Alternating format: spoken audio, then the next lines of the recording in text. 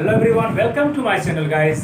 आज का जो स्ट्रक्चर हम देखने जा रहे हैं, आपको इसमें बिल्कुल भी आप बीच में नहीं फंसेंगे, क्योंकि आज जो स्ट्रक्चर बताऊंगा मैं बिल्कुल ही इजी तरीके से आपको समझ में आने वाला। जी हाँ, आप बीच में नहीं फंसने वाले। तो वही तो मैंने स्ट्रक्चर लिखा है कि बीच में फंसा होना। अगर कोई मैटर या कोई चीज या कोई बात बीच में फंस जाती है तो लोग कहते हैं ना कि यार तुम्हारी वजह से मैं बीच में फंस गया, तुम्हारी वजह से बीच में फंसा हुआ हूं, तुम्हारी वजह से मैं बीच में फंस जाऊंगा। किसी भी सेंटेंस में, किसी भी टेंस में आप चाहे तो इसका इस्तेमाल कर सकते हैं। तो गाइस मैंने लिखा है बीच में फंसा होना, स्टक इन द मिडल। जी हाँ, स्टक का मतलब होता है फंस जाना और इन द मिडल का मतलब होता है बीच में। आपको ये तो पता ही होगा कि मिडल का मतलब होता है बीच में। तो गाइस मैंने कहा कि किसी भी टेंस में आप इसका इस्तेमाल कर सकते हैं। हालांकि आपको टेंस का नॉलेज होना चाहिए, तभी जाके आप इसका इस्तेमाल करेंगे। तो आपको सेंटेंस भी उसी हिसाब से डेवलप करना पड़ेगा जिसमें आप बीच में फंसे होने का वर्ड ला सके।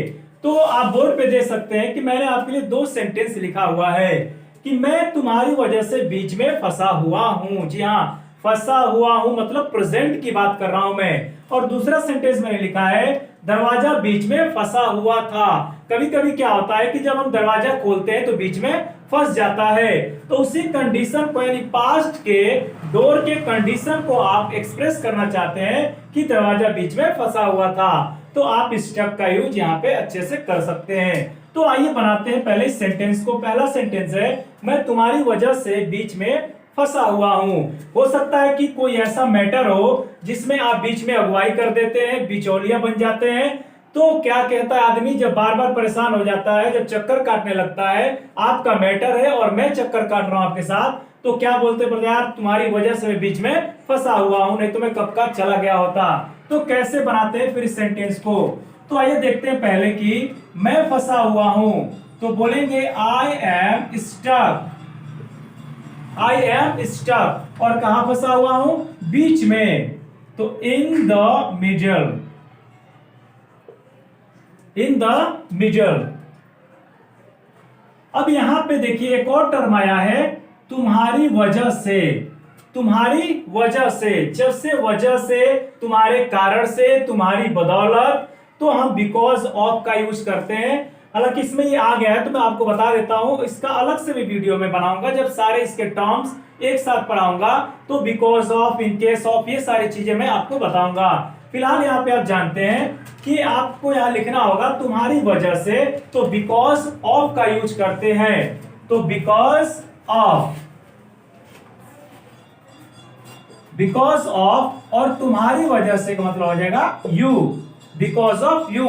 अगर आपको बोलना हो उसकी वजह से तो क्या बोलेंगे, बिकॉज ऑफ हिम। अगर बोलना हो मेरे भाई की वजह से तो क्या बोलेंगे, बिकॉज ऑफ माई ब्रदर। तो समझ में आ गया, बिकॉज ऑफ के बाद आप कोई भी यहाँ पे ऑब्जेक्टिव केस डाल सकते हैं, ऑब्जेक्टिव केस आएगा यहाँ पे, ठीक है। तुम्हारी बहन की वजह से, बिकॉज ऑफ योर सिस्टर, तो आगे आपके यहाँ पे। तो गाइस क्या सेंटेंस फाइनली बना यहाँ पे, आई एम स्टक, मैं फंसा हुआ हूं, इन द मिडल, बीच में, बिकॉज ऑफ यू, तुम्हारी वजह से या तुम्हारे कारण से।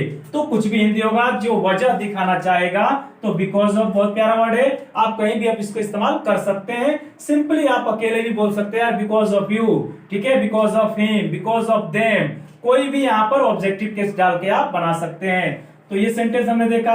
अब दूसरा सेंटेंस, इसको मैंने लिया था प्रेजेंट में और दूसरा मैंने लिया है पास्ट में, ये समझाने के लिए कि इसका, इस वर्ड का प्रेजेंट, पास्ट, फ्यूचर या किसी भी टेंस या सेंटेंस से लेना देना नहीं है, कहीं भी इसका इस्तेमाल हो सकता है बीच में फंसे होने के लिए। तो दरवाजा बीच में फंसा हुआ था, तो फंसा क्या था, दरवाजा। तो लिखेंगे the door,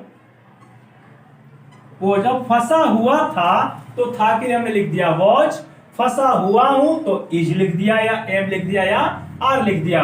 is M R है हूं के लिए आपको पता होगा, और था के लिए क्या करते हैं, यानी पास्ट के कंडीशन को बताते हैं तो वॉज या वर का इस्तेमाल करते हैं। तो यहाँ पे दरवाजा एक है तो वॉज का इस्तेमाल करेंगे, और आपको अच्छे से पता होगा वॉज कहाँ इस्तेमाल होता है, सिंगुलर नाउन या सिंगुलर सब्जेक्ट के लिए, ठीक है guys. The door was stuck,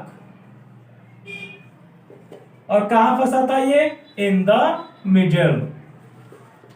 the door was stuck in the middle, दरवाजा बीच में फंसा हुआ था। ठीक है, तो आपने देखा कि स्टक इन द मिडल, फंसा होना। अगर आप चाहते हैं कि सिर्फ स्टक का यूज करें कि मैं फंसा हुआ हूं, बीच का इस्तेमाल नहीं करना चाहते हैं, तो आप इन द मिडल मत लिखिएगा, आप डायरेक्टली केवल स्टक का भी इस्तेमाल कर सकते हैं। ऐसा फिक्स नहीं है कि स्टक के बाद इन द मिडल आना जरूरी है, पर सेंटेंस में अगर आपको आता है सेंटेंस को कंप्लीट करने के लिए तो आप इन द मिडल लगाइएगा। और सिंपल कहना हो कि मैं फंसा हुआ हूं तो स्टक का यूज कर सकते। तो इस तरह के आप बहुत सारे सेंटेंसेस बना सकते हैं, स्टक का अलग से यूज कर सकते हैं। ठीक है गाइस, तो आप कहीं भी इस्तेमाल करिए इसका। अब मिलते हैं गाइस ऐसे ही कुछ और एडवांस स्ट्रक्चर के साथ और कुछ और एडवांस वर्ड्स के साथ जो आपके डेली रूटीन के सेंटेंसेस को और भी आसान बनाने में काम करेंगे। तो मेरा यही मोटो है कि मैं 1000 यानी 1000 एडवांस स्ट्रक्चर आपको पढ़ाऊं, पर ये कब तक पूरा होगा ये तो आप लोगों की मदद से और आपकी मोहब्बत से और आपके प्यार से ये होने वाला है, क्योंकि आप जितना मुझे मोटिवेट करेंगे उतना मैं आपके लिए और मेहनत करता रहूंगा गाइस। तो मिलते हैं और भी ऐसे एडवांस स्ट्रक्चर के साथ, तब तक के लिए शुक्रिया। Thanks for watching my video, God bless you, till then take care.